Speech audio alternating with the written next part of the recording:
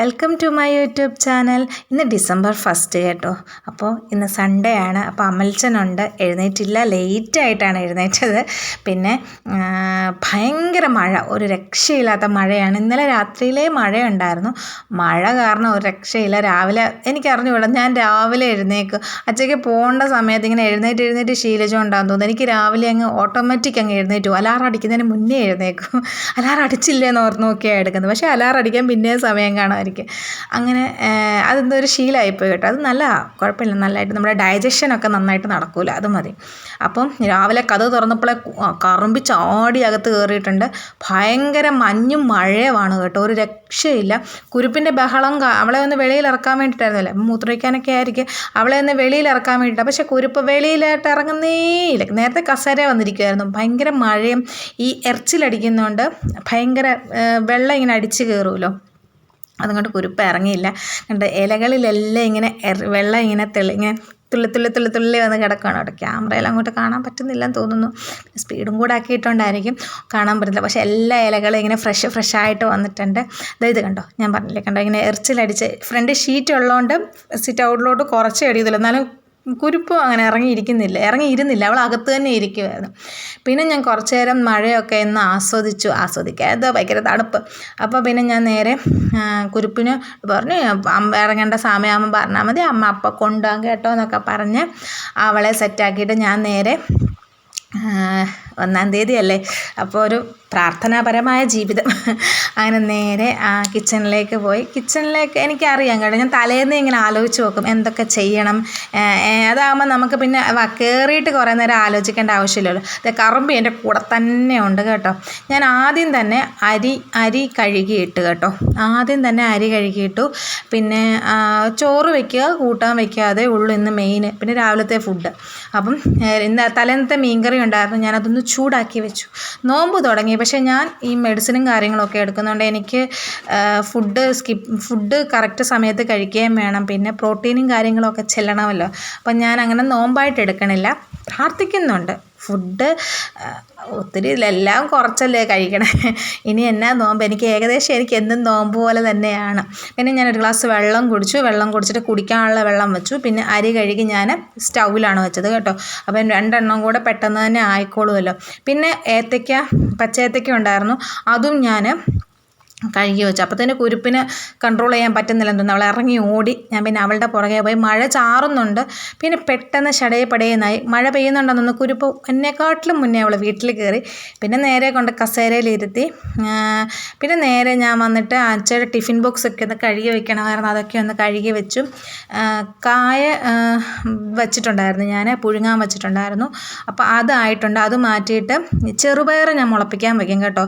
ചെറുപയറൊന്ന് മുളപ്പിച്ചിട്ട് ഞാൻ ആവി കയറ്റി കഴിക്കും, അല്ലെങ്കിൽ തോരൻ വെച്ച് കഴിക്കും, അതൊക്കെയാണ്.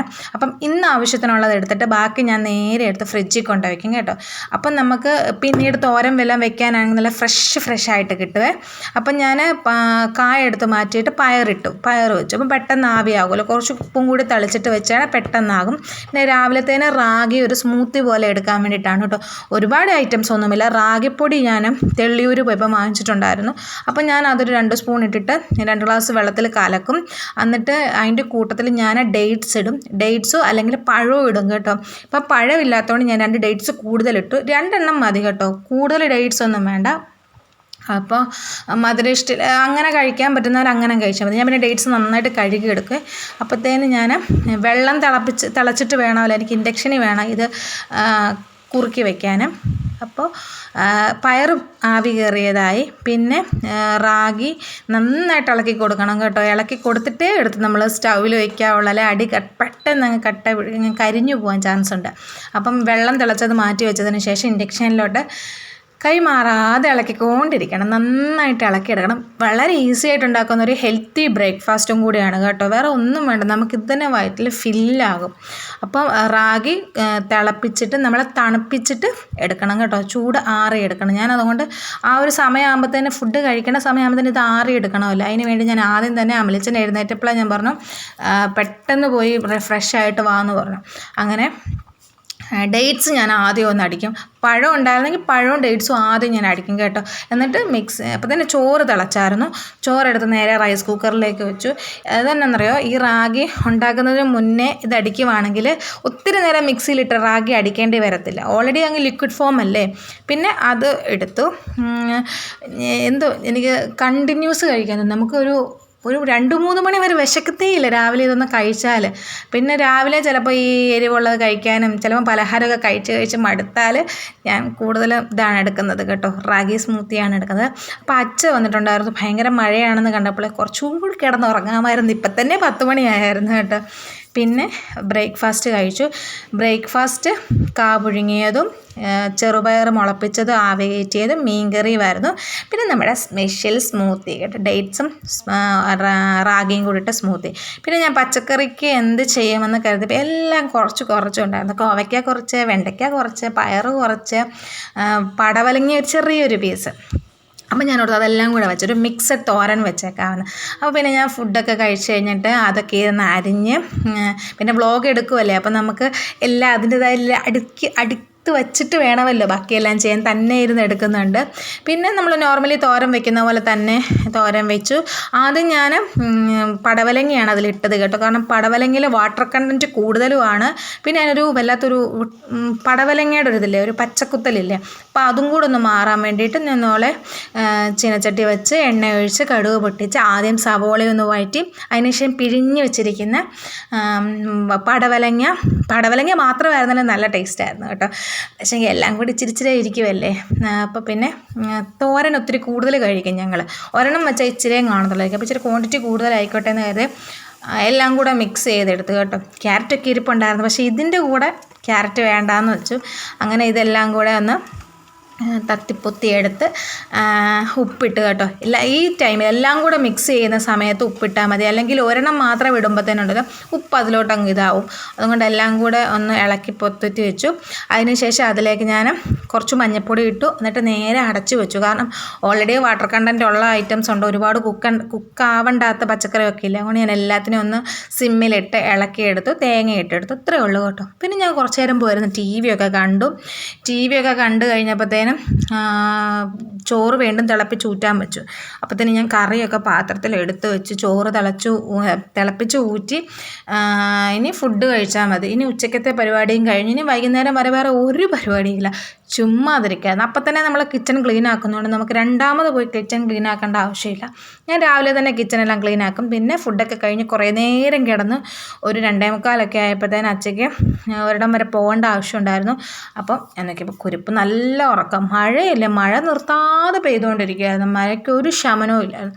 അപ്പോൾ ഞാൻ ഓർത്തു എന്നാൽ അമലിച്ചൻ പോയിട്ട് വരട്ടെ. ഞാനവിടെ കിടക്കുമായിരുന്നു കേട്ടോ, ടി വി കണ്ടുകൊണ്ട് കിടക്കുമായിരുന്നു. പിന്നെ അമലിച്ചൻ പോയിട്ട് വരാമെന്ന് വെച്ചാൽ അപ്പോഴത്തേന് മഴ ഇങ്ങനെ ചാറ്റലായിരുന്നു. അമലി അങ്ങോട്ട് ഇറങ്ങിക്കഴിഞ്ഞപ്പോഴത്തേന് തകൃതിയായിട്ട് മഴ പെയ്തു കേട്ടോ, ഒരു രക്ഷയില്ല. പിന്നെ വണ്ടി എന്ന് പറഞ്ഞാൽ ഒരുതരം കുഞ്ഞുങ്ങളെ നോക്കുന്ന പോലെ നോക്കുന്നതാണ്. അതിങ്ങോട്ട് പൊതിഞ്ഞ് മൂടി 2-3 തുണികളൊക്കെ ഇട്ട് മൂടിയാണ് അമലിച്ചൻ വണ്ടി നോക്കുന്നത്. അങ്ങനെ അമലിച്ചൻ പോയി. മഴ പെയ്യുന്നുണ്ട് കാണത്തില്ലതാ, മഴ ചാറ്റലുണ്ട് കേട്ടോ, നല്ല ചാറ്റലായിരുന്നു. അങ്ങനെ നല്ല കുത്തനെ ഇറക്കമാണ് കേട്ടോ. ഇറക്കത്തിൽ കൂടി ഇങ്ങനെ അമലിച്ചൻ പോയി. ഞാൻ നേരെ തിരിച്ചിങ്ങനെ കയറി വന്ന് ടാറ്റയൊക്കെ കൊടുത്തിട്ട് വന്നപ്പോൾ കുരിപ്പ് ഇവിടെ ഇരിപ്പുണ്ടായിരുന്നു. പിന്നെ ഞാൻ കുറച്ച് നേരം പോയി അകത്ത് പോയിരുന്നു ടി വി കാണുകയൊക്കെ ചെയ്തു. ഒരു 4:45 ആയപ്പോൾ തന്നെ എന്നെ വിളിച്ചിട്ട് പറഞ്ഞു ചായ ഇട്ടോ, ഞാൻ കടിയും കൊണ്ട് വരുന്നുണ്ടെന്ന് പറഞ്ഞു. അപ്പം ഞാൻ പെട്ടെന്ന് പോയി കട്ടൻ ചായയൊക്കെ ഇട്ടു. അമലിച്ചൻ ഇവിടെ മുളക്കഴി ആകുമ്പോൾ എന്നെ വിളിക്കും. അങ്ങനെ ഞാൻ ചായ ഇട്ട് വെച്ചു. എനിക്ക് തോന്നുന്നു പരിപ്പ് വടയും മുളക് ബജിയും ഏത്തയ്ക്കാപ്പവും കണ്ടായിരുന്നു. ഏത്തയ്ക്കാപ്പവും കൊണ്ടുവന്നു. മുളക് ബജിയിലായിരുന്നു കേട്ടോ. മുളക് ബജി ഉണ്ടായിരുന്നു, മുട്ട ബജി ഉണ്ടായിരുന്നു. അപ്പം ഞങ്ങൾ അതൊക്കെ കഴിച്ചു. അപ്പോഴാണ് അമലിച്ചന് പെട്ടെന്നൊരു തോന്നൽ വന്നത്, നമുക്കൊരു സിനിമയ്ക്ക് പോയാലോ എന്ന്. അപ്പം ഞാൻ പറഞ്ഞു അതിനെന്താ, നമുക്ക് പോകാമല്ലോ. ഞാൻ പെട്ടെന്ന് പോയി റെഡിയായി. അങ്ങനെ ഞങ്ങൾ രണ്ടും കൂടെ സിനിമയ്ക്ക് പോകാൻ പ്ലാൻ ചെയ്ത് സ്പോട്ടിലായിരിക്കും തോന്നുന്നത്. കാരണം അമലിച്ചന് വീട്ടിലിരിക്കുന്ന കാര്യം ഭയങ്കര ചിന്തിക്കാൻ പറ്റാത്തൊരു കാര്യമാണ്. അപ്പം ഞങ്ങൾ രണ്ടും കൂടെ ഇറങ്ങി. മഴയുണ്ടായിരുന്നു, നല്ല മഴയുണ്ടായിരുന്നു. 6:30 ഷോയെ. ചെങ്ങന്നൂർ നല്ല ബ്ലോക്കുമായിരുന്നു, നല്ല മഴയുമായിരുന്നു. പിന്നെ പെട്ടെന്ന് അങ്ങ് ഇരുട്ടുന്ന പോലെ ആയി കേട്ടോ, ഭയങ്കര ഇരുണ്ട ഒരു ഫീലായിരുന്നു. പിന്നെ ചിമ്മി ചിപ്പി നമ്മുടെ CC സിനിമാസിൽ നേരെ അങ്ങോട്ട് ചെന്നു. ഓൺലൈൻ ബുക്ക് ചെയ്തിട്ടുള്ളതുകൊണ്ട് നമുക്ക് നേരെ ചെന്നാൽ മതി, അല്ലെങ്കിലുണ്ടല്ലോ സീറ്റ് അങ്ങോട്ടും ഇങ്ങോട്ടും മാറി കിട്ടും. അത് അമൽച്ചന് ഭയങ്കര ഒരു ബുദ്ധിമുട്ടാണ്. പിന്നെ ഞങ്ങൾ ഹലോ മമ്മി പിന്നെ ഒരു 9:30 ആയപ്പോഴത്തേന് വീട്ടിൽ വന്നു, കഴിച്ചിട്ട് കിടന്നുറങ്ങി.